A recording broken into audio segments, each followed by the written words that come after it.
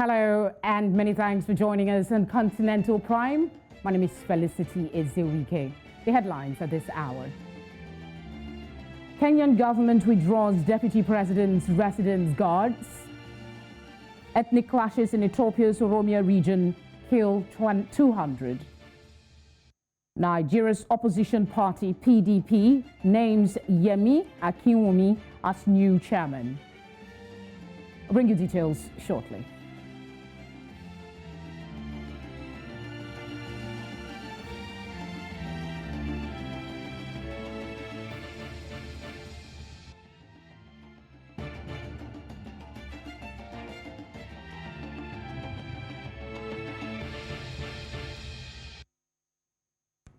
Many thanks for joining us once again. We begin in East Africa. The security detail attached to Kenya's Deputy President, William Ruto, has been withdrawn. The General Service Unit, GSU guards protecting the Deputy President's official residence in Karin, Nairobi, and his rural Sugoi home were pulled on Thursday in unclear circumstances and replaced by the administration police. Security chiefs have remained mum about the change of guard. In the meantime, the Deputy President's Communications Secretary, David Mungoyi, says no explanation has been provided for the change of guard. A statement by Mungoyi termed the withdrawal a diabolical demonstration of bad faith.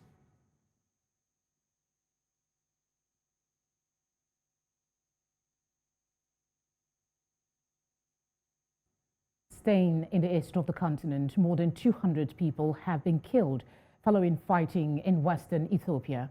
The state-appointed Ethiopia Human Rights Commission says rebel Oromo Liberation Army, OLA, has killed about 150 people. Local officials say fighters from the Oromo and Amara ethnic groups clashed for more than 2 days last week in East Wolega zone in Oromia. The Ethiopian Human Rights Commission points out the attack is ethnic-based and blamed the OLA for much of the violence. Amara groups retaliated, killing about 60 people. Thousands are believed to have been displaced and dozens of homes destroyed during the violence. Still in the region, at least 8 people have died and several others were injured after a crane collapsed at a building site in Kenya's capital, Nairobi. Local media are reporting that 2 of those killed were Chinese nationals. The accident at the site where a 14-story student hostel is being built happened as the crane was being dismantled. Evacuation is currently underway at the scene, which is opposite the Department of Defense headquarters.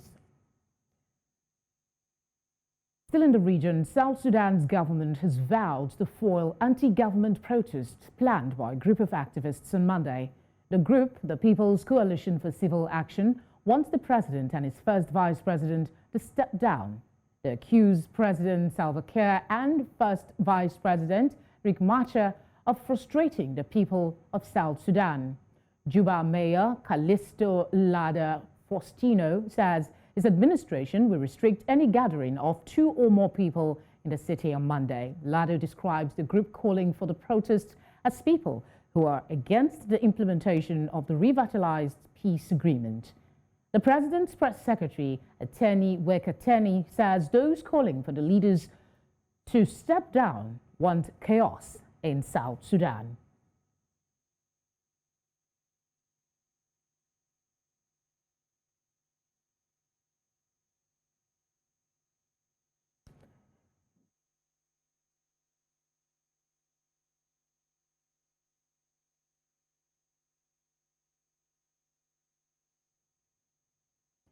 In West Africa, after 2 days of intra-party crisis over claim to its leadership, the People's Democratic Party, the PDP, has affirmed Deputy National Chairman South Yemi Akinwumi as the acting national chairman of the party.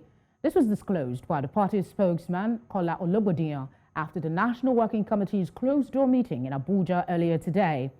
Mr. Akinwumi replaces the national chairman, Uche Secondus, who was on Monday ordered by Rivers State High Court not to parade himself as the national chairman of the party. Joining us, we will try and get our guest on that subsequently. Moving on now, some e-transport drivers in Nigeria have taken to the streets of Abuja, the nation's capital, calling for a review of the nation's transport and labor laws.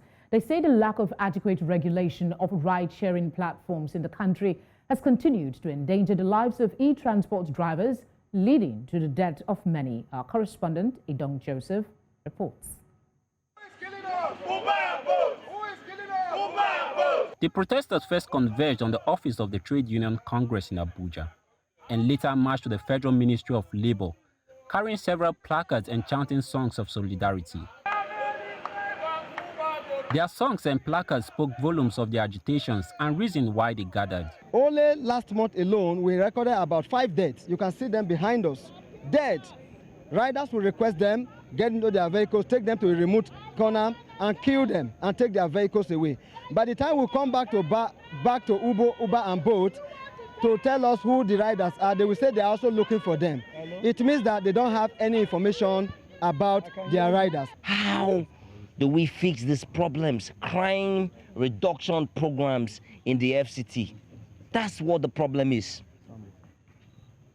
The summary is this, is that we need to ensure that we reduce and prevent the murder of Uber and Bolt drivers in the FCT.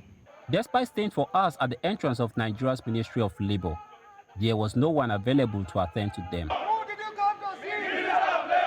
However, the situation was different at the Trade Union Congress office. People have been existing, and you never bothered about coming under one roof and be registered under a labor union, and then there's a problem, and we are all here.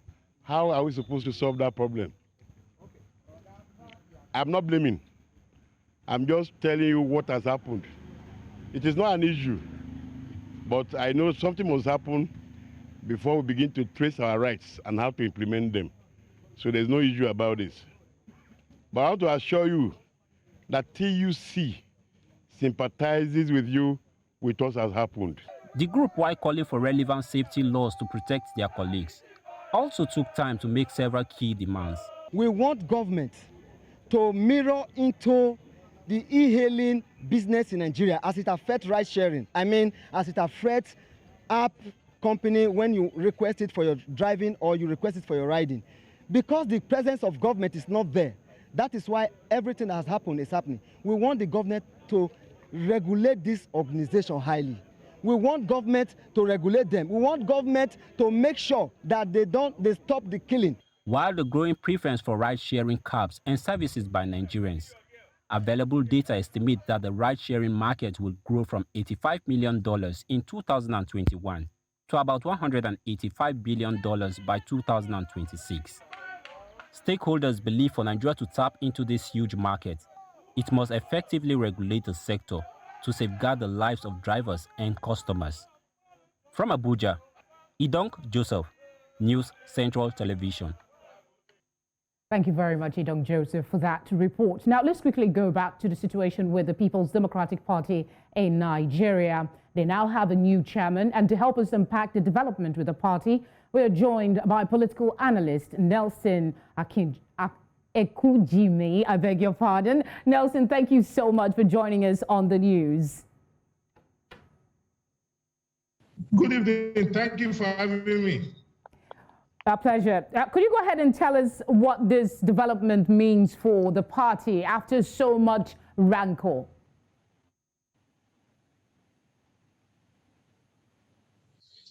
Yes, the present scenario, like you all know, portends a very, very dark cloud for the party, because this was an executive of the party, the national chairman, who came into office via an election, via a Congress in 2017. And here we are with about 4 months to the expiration of his tenure. He has been ousted by a court order. He has not only been ousted by a court order, his membership of the party has also been suspended by the court's interim injunction. So for me, I think looking at what has happened in the party, you recognize that there are gladiators on both sides of the divide. And like you and I know, when two elephants fight, it is the grass that suffers. So whether we want to admit or not, the fortunes of the party will not be helped by this internal crisis that is presently bedeviling the party, because you recognize that these gladiators will not want to sheath their sword. One party to the conflict will feel that, oh, the other party has gotten the upper hand this time around, so they will lay in wait, plotting other strategies, to upturn, the apple cart so that, they also be victorious. But and at the end of the day, I was going to interject and quickly ask, what would expect that with the new chairman, some of these situations are already being addressed? Well, politics is about, conflict of interest.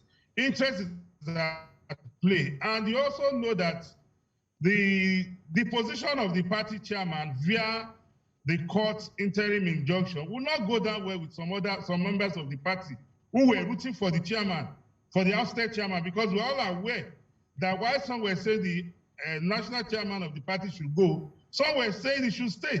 So those who are saying the man should stay, who are rooting for him, will feel very, very much aggrieved. And you don't expect that because somebody has emerged, not through the democratic process of, the Congress of the party, even though we recognize that the constitution of the party makes it very, very clear that the chairman of the party or other national working committee members can be removed only through election or through a Congress, or through a court order.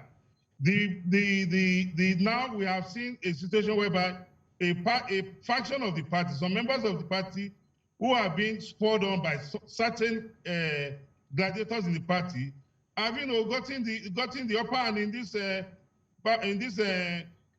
present scenario through the court's injunction. So those who are on the other side, I don't think it's my own assumption that they will just go to sleep and say, okay, let us allow it be, because it will seem as if those that were calling for the ouster of the former chairman have not gotten in the way. So they will still be aggrieved. I don't know how they are going to reconcile that.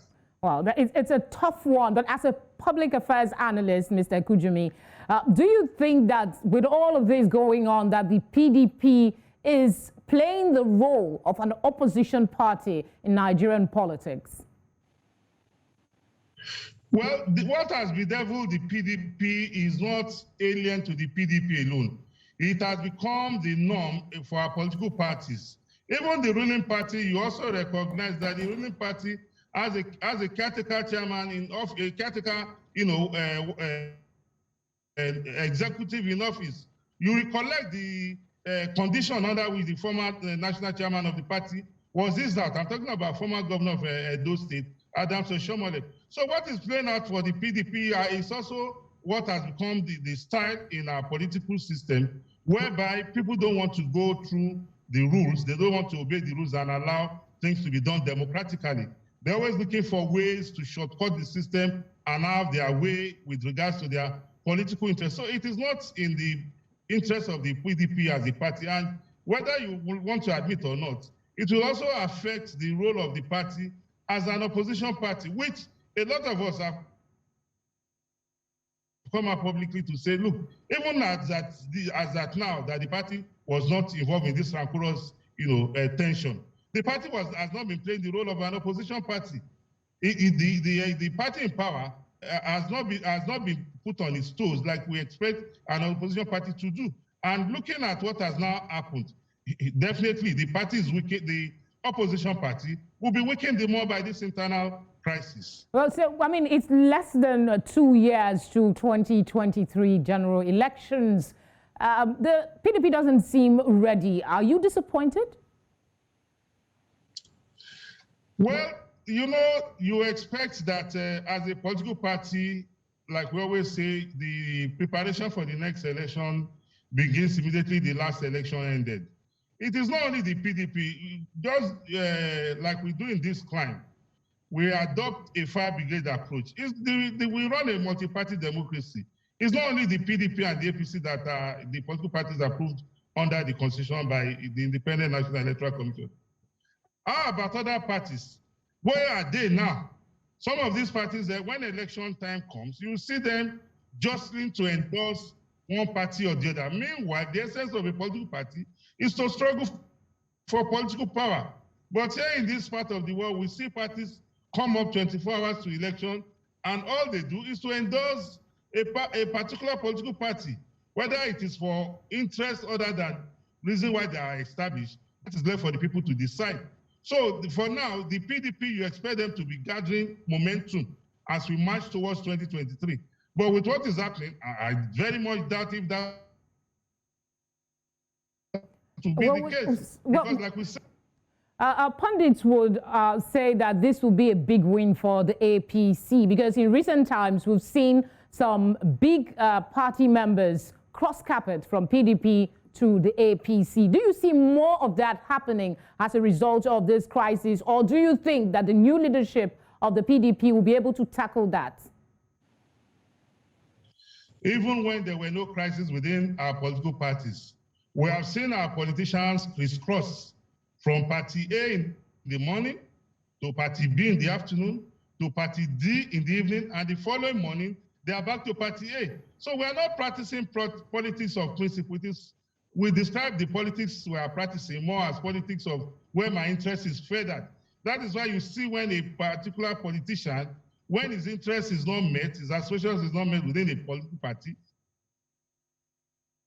he jumps ship to another political party. Meanwhile, you expect that when you become a member of a political party, it means you are going to subsume all your personal interests under the collective interest of the party. But that is not the case. So whether people are jumping from one party to the other, I think we should be more interested in deepening democracy. Internal.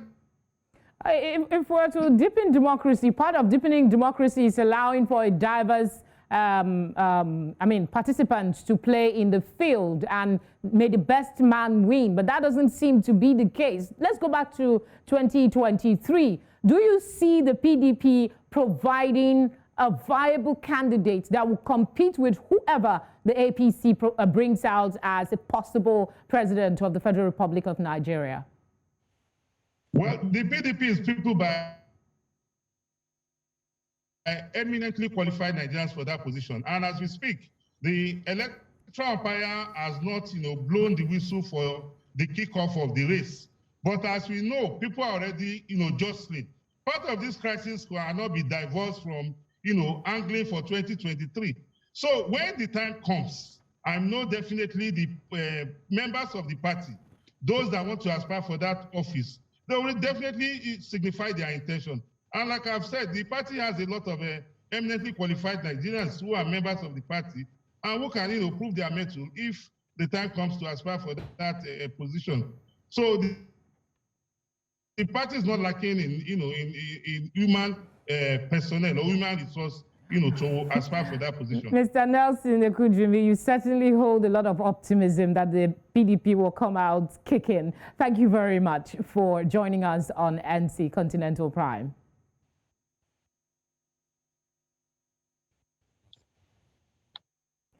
All right, staying in West Africa, Nigeria has been faced with a lot of challenges since its inception.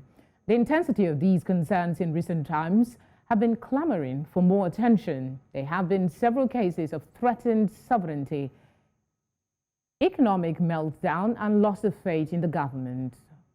What then is the fate of Nigerians? News Central's Chidimma Wosu was at an event in Lagos and found answers to this poser. A dialogue organized by Repulse Nigeria, an online newspaper at the second annual dialogue, themed Rebuilding Trust in a Divided Nigeria, advancing the conversation, saw a lot of prominent Nigerians express worry and concern over the problems facing Nigeria as a nation. We are all living in denial. Rebuilding trust, which means the trust was there before. Why did it break? When did it break? This Boko Haram, this full announcement, they are not new. I grew to know them in Djibouti. You must ask yourself, Why has it come to climax when General Muhammad Buhari came into office? We have Boko Haram, we have bandits, we have Kano, we have Igongon, we have Shasha. Everywhere, none of the 6 geopolitical zones is free of problems. None. But what do? We blame Buhari, we blame Buhari, we blame Buhari. What do? Politics is local. If you don't get involved in your local problems and solve local problems, don't expect anybody from anywhere else to. The unity of Nigeria must be discussed. One of the stated problems was the growing mistrust among Nigerians and a call for a review of the 1999 Constitution. Insurgency, banditry. Among dignitaries present is the keynote speaker, Governor of Delta State, Dr. Ifeanyi Okowa, who spoke extensively about the trying times of the nation and what the country needs to do to move forward. Still other manifestations of mistrust and disunity are the proliferation of zonal security outfits and ethnic militias, because apparently the federal security agencies have become either ill-equipped, poorly funded, or incapable to protect our citizens. People that are at the grassroots are hungry. Today, Lumelu, you said they should shun money. Our governments have brought them down to penury and poverty. So what they see is their stomach infrastructure for now. The youths are not left out in the discourse as they express their distrust in the future of the nation. I cannot trust another person from this country if I have to dress in another person's attire to be given attention in the federal parastatal. News Central TV spoke to a few of the speakers, and this is what they had to say. There are too many problems in Africa. You take it as much as you can chew. Get one little area like they are doing in Rwanda, make it to work. And then once others see that the other area, that your area is working, they will emulate you. If Nigeria cannot be made to work, can we start taking a small area in Nigeria and start making it to work? One of the ways you solve the problem is by making it easier for good people to actually operate within the political process and to get voted in the electoral process. You reduce the impact of money, you reduce the impact of violence, and you allow ordinary people the right to choose who to represent them, for instance, through direct primaries. As elections are fast approaching, the question of what would be the fate of Nigerians still remain a food for thought. Chidima Nwosu, reporting for News Central. Many thanks, Chidima, for that report. We head to the southern part of Africa. In his Heroes' Day address, Namibian President Hage Geingob has urged Namibians to remain resilient amidst the challenges of the COVID-19 pandemic. Heroes' Day is a significant day in the context of the struggle for Namibia's independence. President Geingob says the day represents a pivotal moment in the struggle for the liberation of the entire southern African region. It promises the country will honor heroes who fell during the liberation struggle and all modern-day heroes, including those who have held the front line in the war against COVID-19. Heroes' Day is a national public holiday in Namibia. It is recognized by the United Nations as Namibia Day. Heroes' Day commemorates the Namibian War of Independence, which began on August 26, 1966. Staying in southern Africa, Zambia's new president, Hakainde Hichilema, would not be moving from his private residence to the State House. This is despite his predecessor, Edgar Lungu, vacating the premises this week. According to reports by the state-owned Zambia Daily Mail newspaper, the former president is now renting a house owned by China-based Zambian footballer Stopila Sunzu. The Secretary General of Hichilema's party says while the new leader would work at the State House, he would carry on living at his private residence called the Community House. Coming up, Africa's COVID-19 caseload surpasses 7.62 million. We have details after this short break. So stay with us.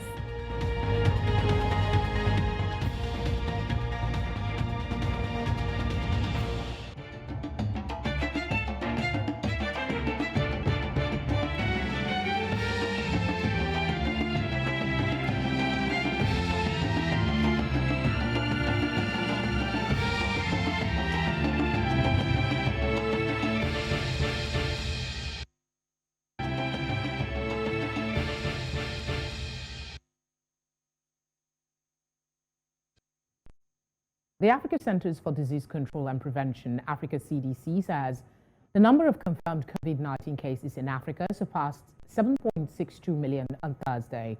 The Africa CDC says the death toll from the pandemic across the continent stands at 191,818. About 6.73 million patients across the continent have recovered from the disease. South Africa, Morocco, Tunisia and Ethiopia are among the countries with the most cases in the continent. In terms of the caseload, Southern Africa is the most affected region, followed by the northern and eastern parts of the continent. In Nigeria, the Center for Disease Control and CDC says the West African country's number of COVID-19 infections has hit 188,880. The NCDC on Thursday also said 637 new infections and 7 deaths were recorded on August 25. The new infections show a decrease from the 655 cases reported on Tuesday. The new cases were reported in 18 states and the FCT. Lagos recorded the highest infections with 322, while Rivers had 70 and Edo recorded 54 cases. The NCDC also cautioned Nigerians that the Delta variant is more contagious than the previous versions of COVID-19. In North Africa, Tunisian authorities have received 600,000 COVID-19 vaccines donated by the United Arab Emirates, which came following the directive of Salman Humanitarian Aid and Relief Center. This development comes as the country's ministry reported a collapse in its healthcare system due to the COVID-19 pandemic. The advisor at the Royal Court and KS Relief General Supervisor, Abdullah bin Abdulaziz Al-Rabia, also revealed the additional aid, which includes 3,000 oxygen cylinders, 5 oxygen generators for 5 Tunisian hospitals, citing that KS Relief have started securing and transporting the first batch of this aid.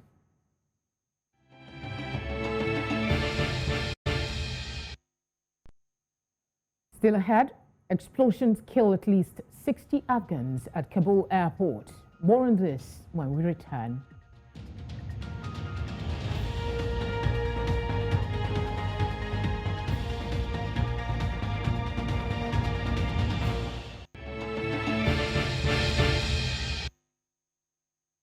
At least 60 Afghans and 4 U.S. Marines have been reported killed in explosions at the Kabul airport as 2 blasts ripped through crowds trying to enter the American-controlled facility, disrupting the final push of the U.S.-led evacuation effort.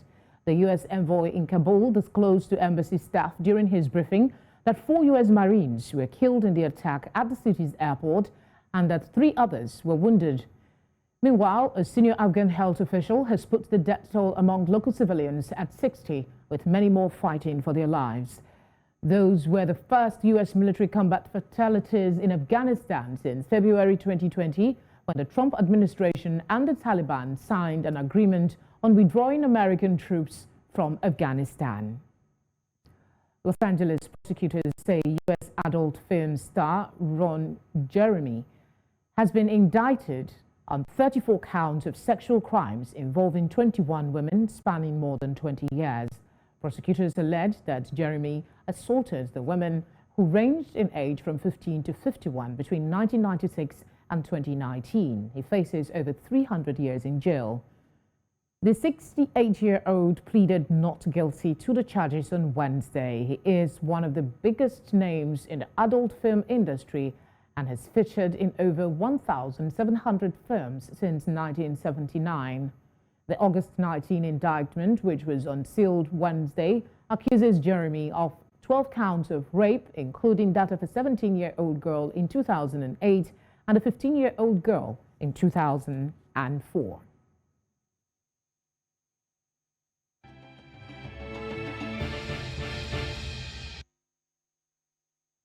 The head of the Liquidity Committee of the Central Bank of Libya, CBL, in Benghazi, Ramzi Al-Agha, has confirmed the disappearance of 15 billion Libyan dinars from the CBL.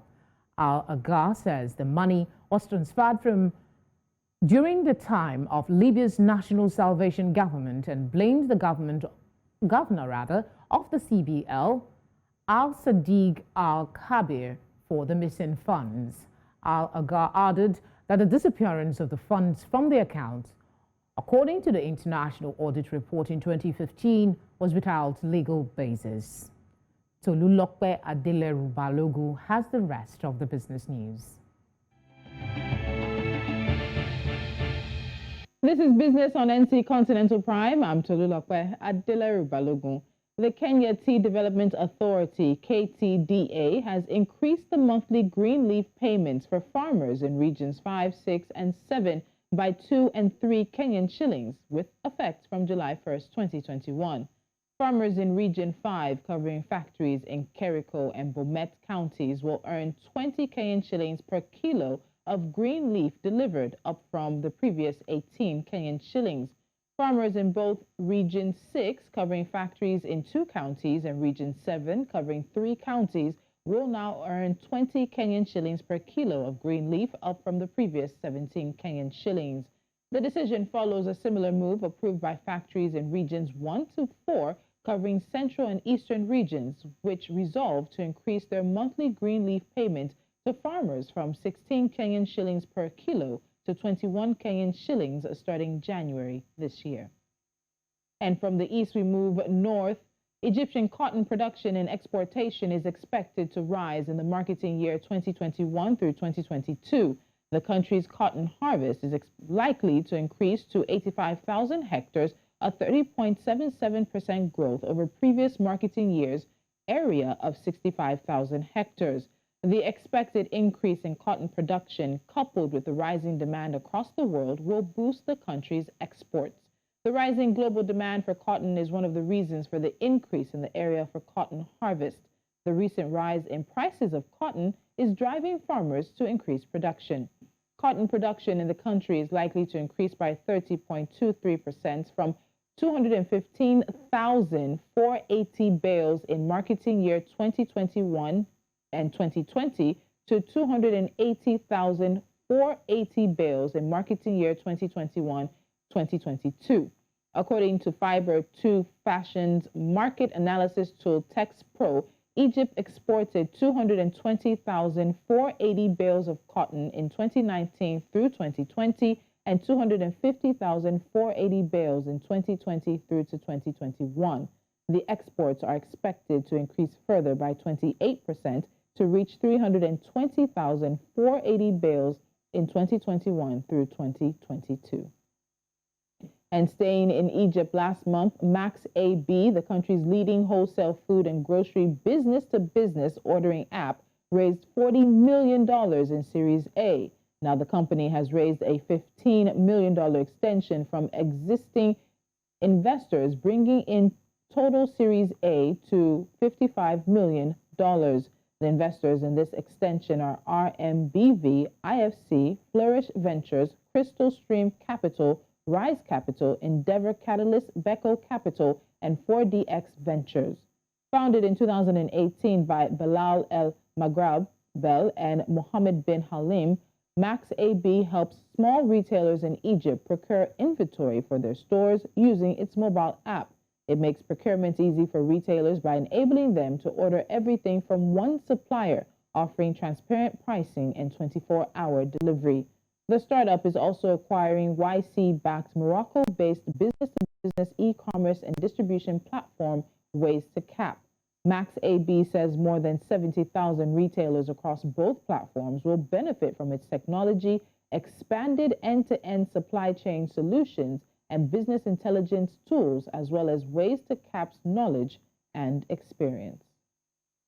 And we're now in the West, where Nigeria's gross domestic product, GDP, expanded 5.1% in the second quarter of fiscal year 2021 after a tepid outturn in the first 3 months of the year. According to data released by the National Bureau of Statistics, the real GDP grew by 5.01% year-on-year, strongly ahead of a positive 0.51% reported in the first quarter. This marks the third consecutive quarter of growth after the COVID-19-induced decline in Q2 2020 and Q3 2020. Most investment analysts have taken a conservative stand with their projections in line with the Purchasing Manager Index data. In terms of contribution, services, agriculture, and industries respectively accounted for 55.66%, 23.78%, and 20.57% of overall output growth. Africa is eyeing a unified monetary system in a bid to boost the African Continental Free Trade Area's implementation.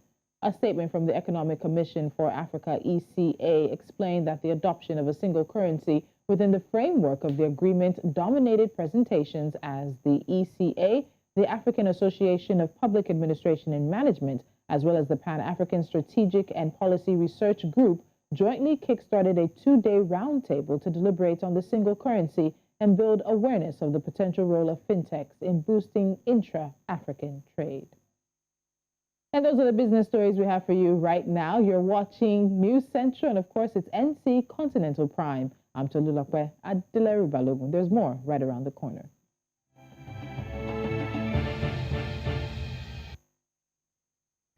On Jamiyango tonight, we'll be going to DR Congo to find out what some street musicians are up to.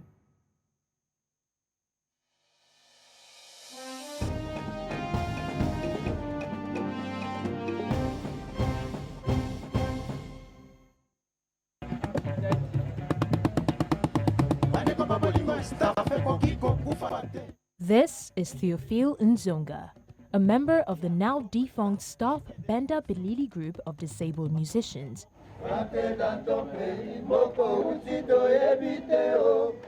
How a once vibrant and well-celebrated boy band became seemingly obsolete and now begging on the streets of Kinshasa, the capital city of the Democratic Republic of Congo, to survive is still a wonder, especially to those who knew and loved their music.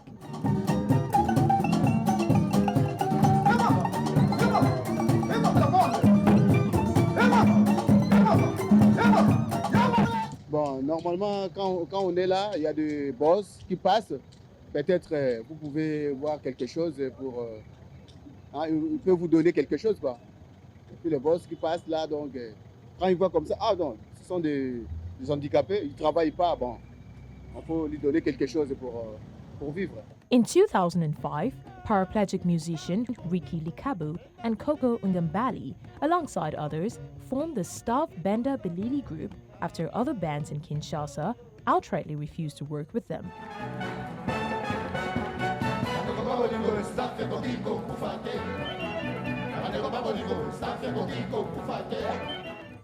The group rehearsed and performed songs until they were discovered by a Belgian record producer named Vincent Kennis, who specialized in Congolese music. Vincent eventually arranged for the band to record their debut album, Trey Trey 4, which means very, very strong. This was to mark the beginning of their career.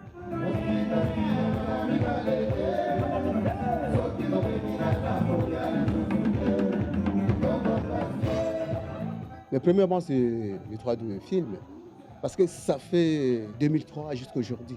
On n'a pas encore touché notre droit de film. Donc c'est pour ça que nous réclamons notre droit.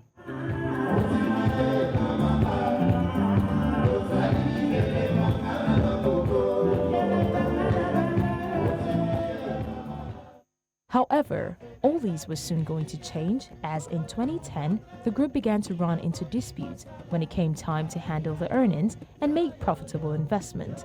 They realized that the money coming into their pockets was, as a matter of fact, not up to half of what they actually earned, hence was never enough.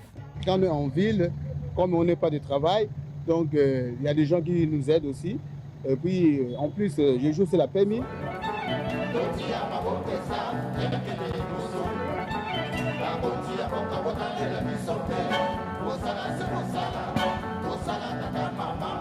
According to Reynald Barry, producer and director of the Benda Bilili documentary, the major issue was that they financed the entire documentary they produced on their own, as well as some other songs, but still, they had to pay certain fees, and that just did not add up. Évidemment, dès que les choses sont clarifiées, le pourcentage stipulé dans le papier sera respecté.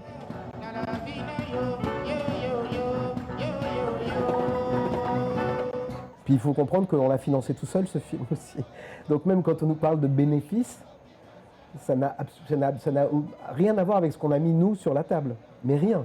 Donc, je veux dire, je vais pas pleurer, mais je veux dire, on ne s'est pas remboursé de nos frais.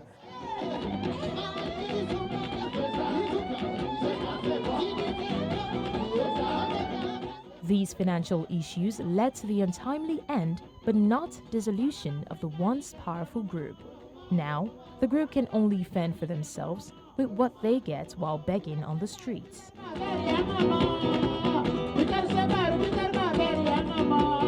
Parce qu'aujourd'hui, ils sont encore dans la rue. Ils sont en train de faire la mendicité. Chaque jour, ils sont en ville là-bas, aller chercher l'argent à gauche, à droite. On doit dire la vérité. Mais quand on voit ça, qu'est-ce que ça peut me faire? Par exemple, moi, je vis avec les amis. Voilà, vos musiciens sont en ville là-bas en train de faire la mendicité. Alors qu'ils ont des droits qui peuvent changer leur vie. Notwithstanding, the group still rehearse together as often as they can, hopeful that they can reclaim their glory days in no time.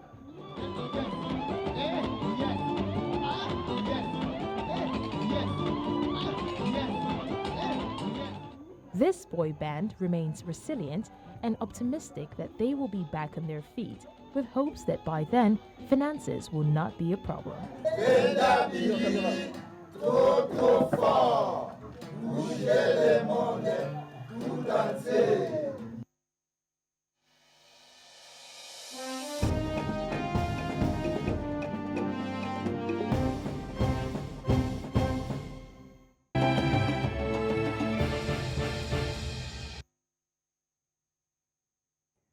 We now go to Udoka Njoku for the latest in sports. Udoka, welcome to NC Continental Prime. Thank you very much, Felicity. Now, talking about sports, Nigerian powerlifter Tijani Latifa became the first athlete to pick Nigeria's medal in the Tokyo 2020, where she put up a scintillating performance after her first lift of 105 kilograms was disallowed.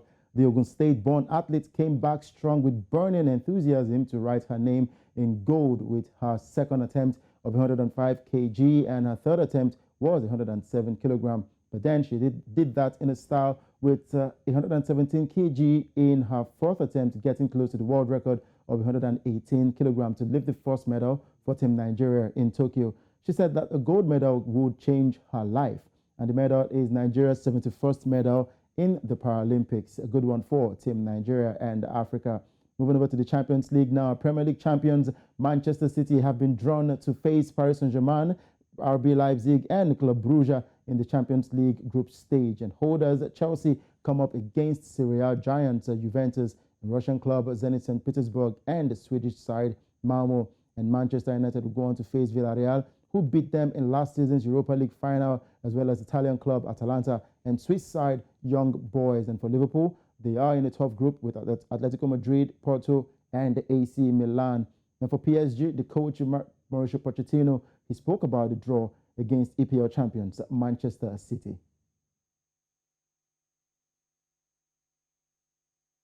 Manchester City is one of the best teams in Europe. They are fighting in the last 10, 15 years, trying to win the competition, the Champions League, like Paris. And of course, I think it's important to know that, but in the same time to respect another team, Leipzig and Bruges. You need to deserve to win. You need to work for that, and of course, it's going to be tough. A group really, really tough. Still talking about Manchester City, they have confirmed that left-back Benjamin Mendy has been suspended by the club after being charged by the police.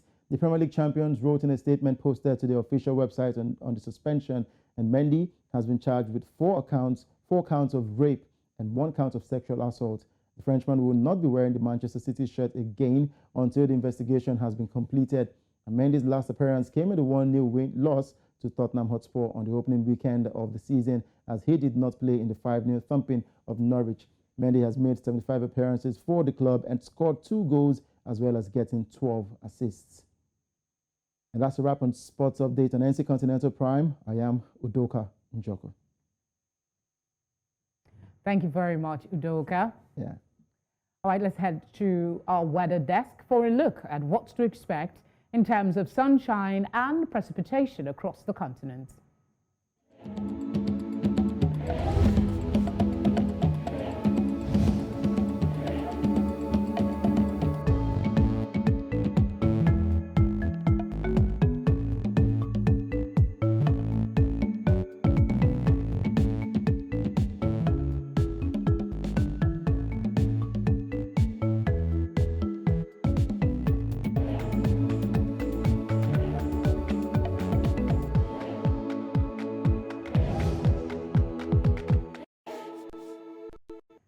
That's all at this hour.